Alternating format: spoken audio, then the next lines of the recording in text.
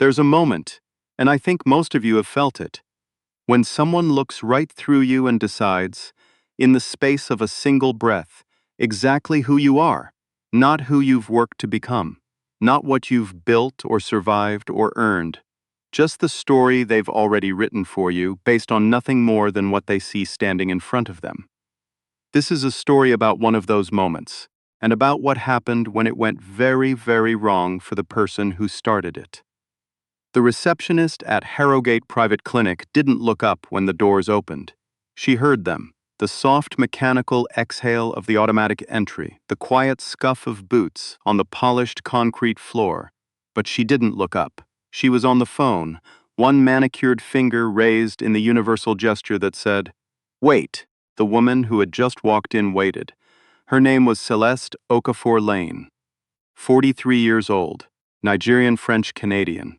She was wearing dark jeans, a plain gray jacket that had seen better winters, and a pair of flat ankle boots with a small scratch near the left toe she hadn't gotten around to buffing out. Her hair was natural, pulled back with a simple elastic band. No briefcase, no assistant, a canvas tote bag on her right shoulder with a pharmacy logo on the side. She stood at the reception desk of one of the most expensive private medical clinics in Vancouver and looked exactly like someone who had wandered in to drop off a prescription for someone else. Which was precisely the point. The receptionist, her name tag read Kirsten F., finished her call, set down the receiver, and turned to face Celeste with a smile that had warmth at the edges and nothing at the center. "Hi there. Do you have an appointment?" "I do," Celeste said. 12:30. Kirsten turned to her screen, fingers moving efficiently. A pause. A slight change in her expression, not confusion exactly, more like recalibration. "And the name?" "Okafor Lane." Kirsten typed it slowly, as though she wasn't sure how to spell it. She found it. "Read it." And in the 4 seconds between finding the name and responding to the person standing in front of her, something shifted behind those eyes. Something that had probably been there for years, in every interaction at this desk, in the careful, invisible architecture of who got rushed through and who got managed. Right. She closed the screen slightly, angling the monitor away. "I'm going to need to ask you to take a seat over there. There's been a scheduling issue this afternoon, and we're running a bit behind." Celeste glanced at the waiting area. 3 white leather chairs arranged near a small table holding a ceramic vase of white tulips and a neat stack of Architectural Digest, empty. Every single chair. Is the physician running behind? There's just been some administrative confusion with bookings today. What kind of confusion? Kirsten's smile held, the professional kind. Practiced and elastic. "It shouldn't take too long. Can I get you a water while you wait?" Celeste said, "No thank you," and did not move toward the chairs. She had been standing at Harrogate's reception desk for 4 minutes. She had not raised her voice. She had not been rude. She had simply declined to move to the corner of a room where nothing would happen, in a clinic where she had an appointment confirmed in writing and paid for 3 weeks in advance. She was not going anywhere. To understand why what happened next hit as hard as it did, you need to understand who Celeste Okafor Lane actually was, before she walked through those doors. She grew up in Sudbury, Ontario. Her mother, Adeze, had come from Lagos to study nursing at Laurentian University in 1979, met a Quebecois engineer named Jacques Len on a cold Tuesday in the university library, and built a life with him in a 2-bedroom house on a street where they were the only family that looked like theirs for a long time. Celeste was the middle child. 3 kids, 1 income, the kind of household where you fixed things instead of replacing them, and treats were saved for birthdays. Her father drove 40 minutes each way to a mine site 6 days a week. Her mother worked double shifts at the hospital and still found time to sit with Celeste at the kitchen table every evening to check homework. They weren't poor in the way people assume when they hear that. They were careful, strategic. Money in this house was a tool, not a status symbol, and you learned early to treat it with respect.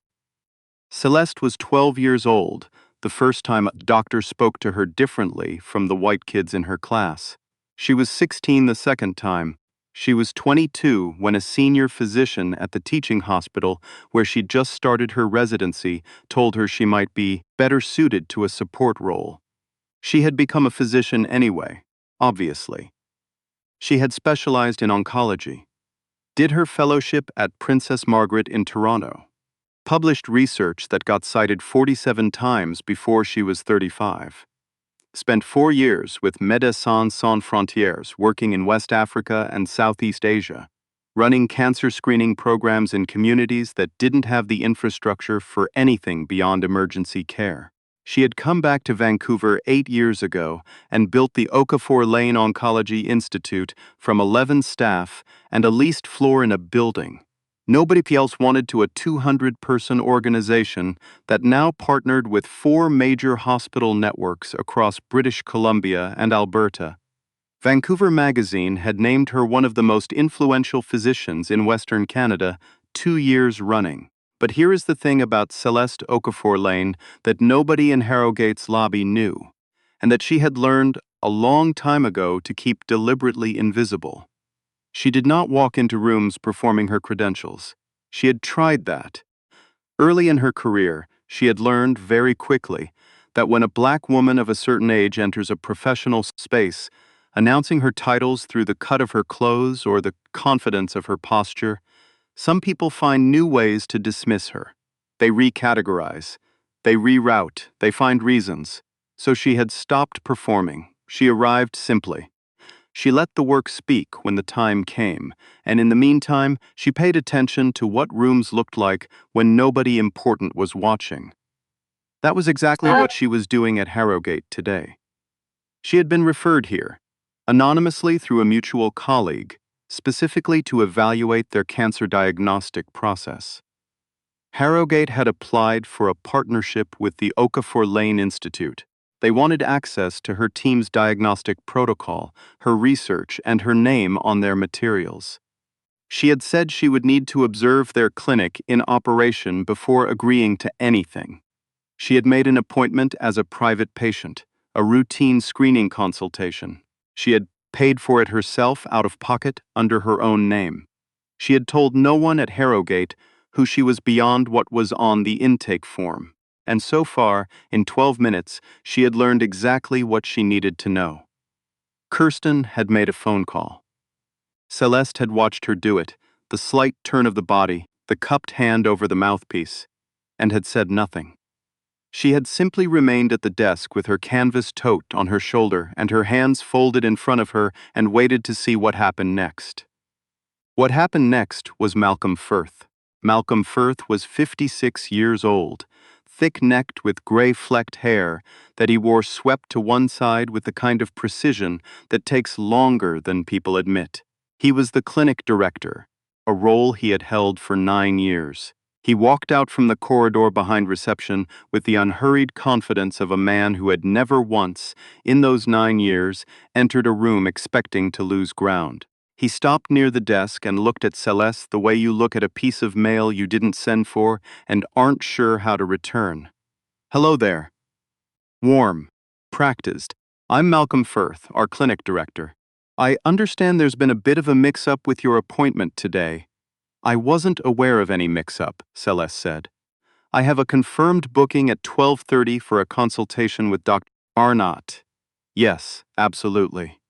He clasped his hands together, nodded slowly. "Dr. Arnott has had to step away from the clinic for a family matter this afternoon. I'm so sorry, we should have reached out earlier. These things happen. I didn't receive any communication about a cancellation. It was very last minute." He said it smoothly, with the texture of someone who has said smooth things for a long time. "What I can do is get you rescheduled at the earliest available slot. We can offer a complimentary consultation to make up for the inconvenience. I'd prefer to see who is available this afternoon," Celeste said. "I've set aside specific time for this." Something behind Malcolm Firth's expression shifted. Not dramatically, just that particular recalibration that happens when a person who expected no resistance encounters it and isn't sure yet what category to file it under. "I understand," he said, "but I'm afraid we simply don't have the capacity to." Dr. Arnott's schedule is clear until 2:15, Celeste said. I checked the public booking system when I confirmed my appointment this morning. Malcolm Firth's hands uncoupled. He glanced at Kirsten. Kirsten looked at her screen with sudden and specific focus. Our online system isn't always fully accurate in real time, he said. Is Dr. Arnott in the building right now? He paused, half a second, barely noticeable. But it was there. As I mentioned, Dr. Arnott has had a family. Is Dr. Arnott in the building? The lobby was quiet. The low sound of ventilation, a distant phone ringing behind the corridor wall, and then nothing. A woman in her 50s sitting in the far corner of the waiting room, who had arrived after Celeste and had not yet been asked to step aside for anything, looked up from the magazine in her lap. Malcolm Firth straightened. I'm going to ask you to keep your voice down, please. We have other patients. I haven't raised my voice, Celeste said. It was true. She hadn't. I'm asking a factual question about whether the physician I have a confirmed appointment with is present in the clinic. That's a reasonable question. And I've answered it to the best of my ability. His tone had changed slightly. Cooler. More formal. I think what would serve us best right now is to step into my office and sort this out calmly. I'm at the reception desk of a medical clinic with a valid appointment. I haven't disrupted anything or anyone. I don't need a private office. The woman in the far corner had set her magazine down. Malcolm Firth's jaw moved slightly, not clenching. Just the subtle recalibration of a man running through his options and not loving any of them. I need to be candid with you, he said, his voice dropping to the register people use when they want to sound like they're confiding something important. We do occasionally encounter situations where our booking system accepts appointments that our clinical team is not necessarily equipped to honor, particularly in the case of specialized consultations. Celeste looked at him. Can you tell me, she said, when you last used that language with a white patient? The lobby stopped. Not loudly, not dramatically. Just that specific quality of silence that falls when something has been said that everyone in the room understood, but no one was expecting to hear spoken out loud. Kirsten's fingers went very still on her keyboard. Malcolm Firth's face went through 3 different expressions in the space of 2 seconds, none of them comfortable. He started, stopped. Because I'd like to understand, Celeste continued, in the same even, unhurried tone she had been using since she walked through the door, whether this is a policy that applies uniformly to patients, or whether it's a policy that gets applied when a specific kind of patient arrives at this desk. Nobody spoke. Near the window, the woman with the magazine had straightened up completely. She was watching with the particular expression of someone who has seen something before and is deciding, maybe for the first time, not to look away from it. Malcolm Firth found his voice. It came out steadier than his expression suggested he'd intended.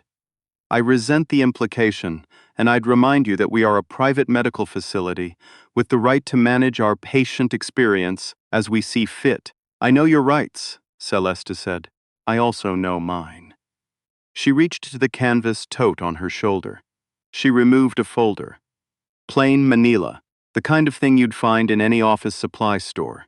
She opened it on the desk and removed the document inside. It was printed on the letterhead of the BC Ministry of Health. It was a letter of appointment to the Provincial Cancer Care Advisory Committee, dated 11 months ago, designating Dr. Celeste Okafor Lane as chair of the newly formed Equity and Access in Oncology Working Group. The committee specifically tasked with evaluating private cancer clinics in British Columbia for compliance with equity access standards and eligibility for public partnership funding. The clinics currently under evaluation included 6 facilities across Metro Vancouver. One of them was Harrogate. Malcolm Firth read it. He read it twice. She could see the line of his shoulders change while he was reading it. Some internal structure shifting downward very quietly, like the first stone in a wall, finding out what it means to be foundational. Kirsten looked over his arm at the letterhead, then back at her screen, then at the middle distance, then nowhere in particular. The woman near the window was reading the room with careful eyes. Celeste let them read. She didn't say anything. She didn't need to. Then she placed a second document beside the first. This one was on the letterhead of the Okafor Lane Oncology Institute.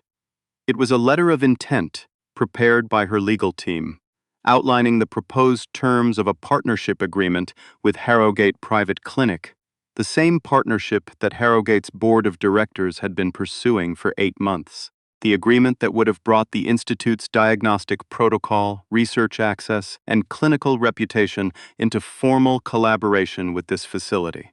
The letter was dated 2 weeks ago. Below Celeste's signature was a handwritten notation in the margin. Site assessment pending.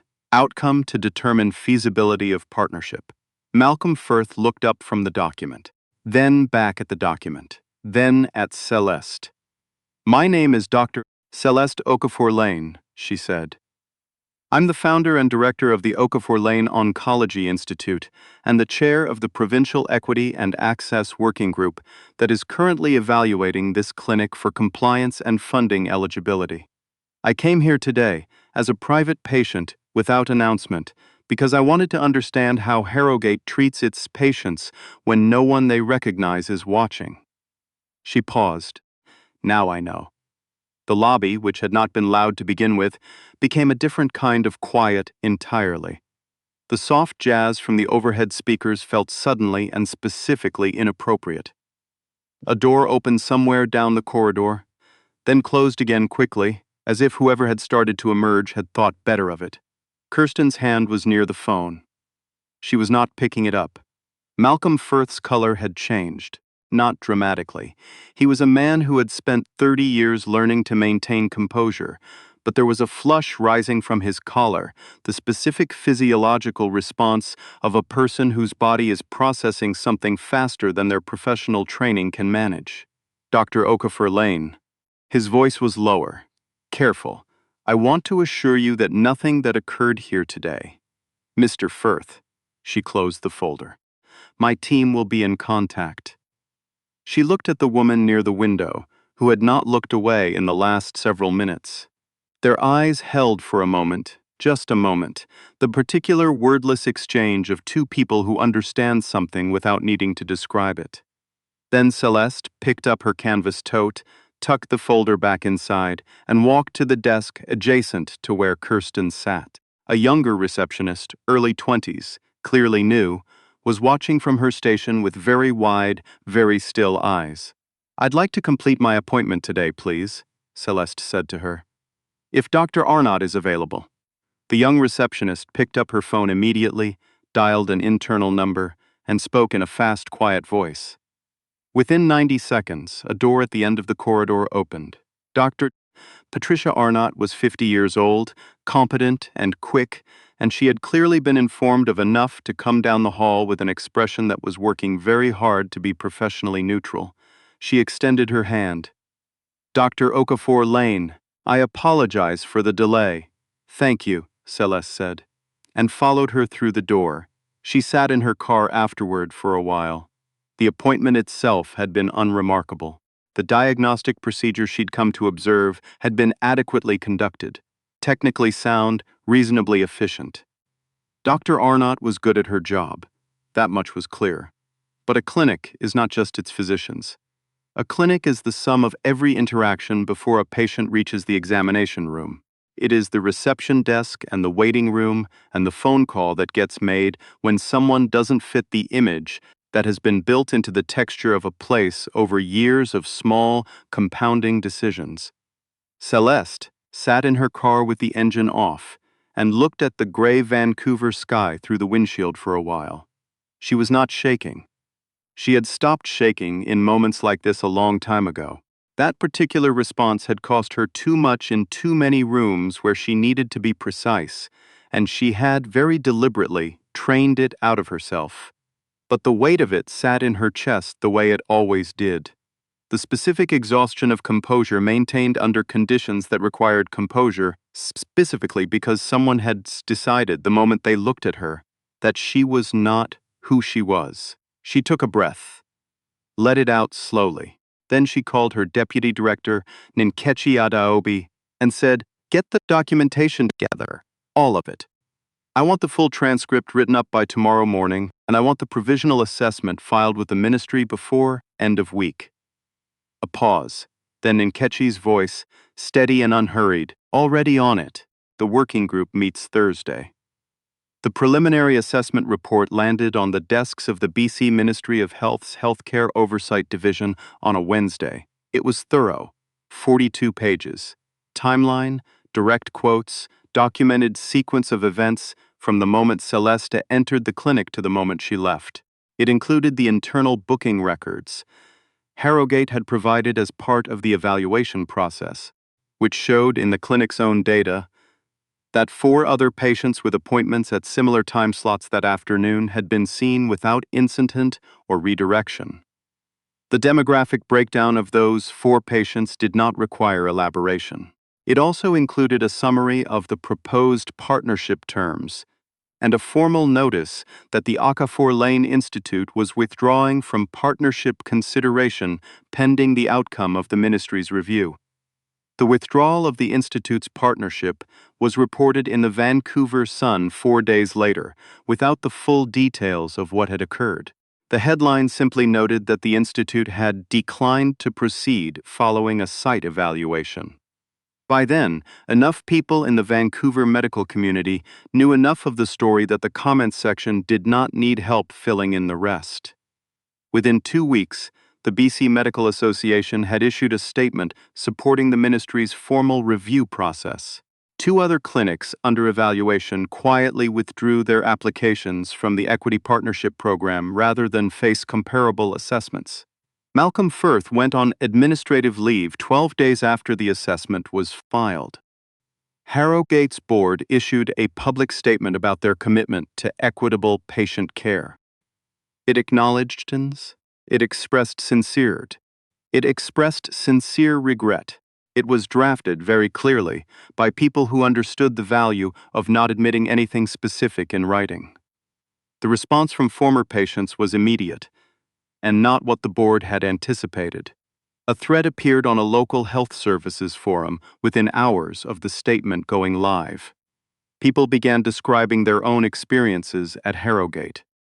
Not just the experiences of racialized patients, though there were many, but elderly patients who had been directed to lesser services without explanation. Patients who spoke with accents who reported being spoken to slowly and loudly, as though difficulty with English was evidence of difficulty with thought. People who arrived without the visible markers of private wealth and found that the quality of their experience changed in ways that were never written in any policy, but were very clearly understood by everyone who worked there. The thread ran to 230 comments before the weekend. Harrogate's partnership application for the Provincial Equity Funding Program was formally denied. The denial letter cited, among other findings, documented evidence of inconsistent patient intake practices and failure to meet the access standards required for public funding participation. It was entered into the Provincial Healthcare Registry, where it would remain as part of the clinic's regulatory record for any future accreditation or funding review. The formal equity assessment process had a secondary outcome that nobody at Harrogate had anticipated. The working group's report, which used Harrogate as a case study without naming it, as required by the evaluation framework, was circulated across the provincial healthcare system and eventually to the Federal Health Policy Advisory Network. It became a foundational document in a new framework for evaluating private clinic access practices. Clinics across 3 provinces amended their intake procedures voluntarily within 6 months of its release. 2 medical school curricula in British Columbia added a module on systemic access barriers in private healthcare to their residency training programs. Celeste did not hold a press conference. She gave one interview sitting at the long oak table in her own boardroom to a journalist at the Globe and Mail who had been writing about equity in healthcare for 20 years. She spoke for 25 minutes without notes. She was not angry. She wasn't performing anything. She was simply clear. "The question I keep getting asked," she said, "is whether I was surprised. And I want to be honest, no. Not by what happened, not by the mechanics of it. I've been navigating rooms like that since I was a medical student. What I was doing that day was documenting what already existed. The only thing that changed, that this time the documentation had consequences. The journalist asked if she thought those consequences would last. She was quiet for a moment. I think systems change when accountability becomes structural, she said. Not when people feel bad, not when statements get written. When the record exists and it follows you, when there are material consequences that outlast the news cycle, that's when you start to see real change. We made the record. Now we hold it. 6 months after that Wednesday afternoon, Celeste Okafor-Lane walked through the doors of a community health center in East Vancouver's Strathcona neighborhood. The center ran on a budget that was never quite enough. It served a population that included new immigrants, unhoused individuals, seniors on fixed income, and people who had, for various reasons, fallen through the gaps of a system that was supposed to catch them. She sat down with the center's director, a woman named Obiageli Nwosu, who had been running the place on stubbornness and grants for 11 years, and handed over the first installment of a 3-year research partnership grant. Funded by the Institute and matched by a provincial arts and health innovation fund, she had spent 18 months helping to establish. The grant would fund a mobile cancer screening program, trained nurse practitioners with portable diagnostic equipment, moving through neighborhoods where people did not go to private clinics with marble lobbies and ceramic vases of white tulips on polished concrete desks.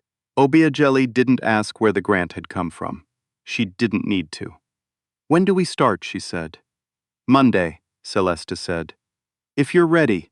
"We've been ready," Obiageli said. The Know Your Access initiative, the public-facing education campaign that grew out of the working group's findings, launched the following spring.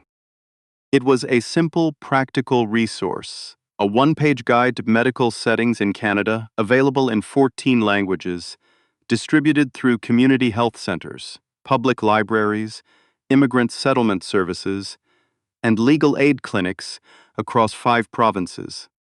It told people what questions they were legally entitled to ask, what documentation they could request, what constituted discriminatory treatment under provincial human rights legislation, what steps to take, in order, if it happened to them. Celeste wrote the first draft herself on a Sunday afternoon in her kitchen in Kitsilano, in the same flat boots with the small scratch near the left toe. She never buffed out the scratch. She had started thinking of it as something else. Now, I want to ask you something directly, and I want your honest answer in the comments. Not about Dr. Okafor-Lane, not about Malcolm Firth or what happened after. About the waiting room, about the moment before any of it was resolved. When a woman was standing at a reception desk in a clinic she had every right to be in, and a room full of people were making choices about whether to look, whether to speak, whether it was their place to say anything. The woman near the window was the only one who didn't look away. What would you have done? Because I think that's the real question this story is asking. Not about the people who caused the harm, but about the people who witnessed it. Most harm doesn't happen in front of no one. Most of it happens in rooms that are full of people who decided, in the moment, that it wasn't their problem. If this story landed for you, if it said something true about something you've seen or lived or walked past without stopping, share it. That conversation is the point. Leave a comment, subscribe to DELL Stories, and I'll see you in the next one.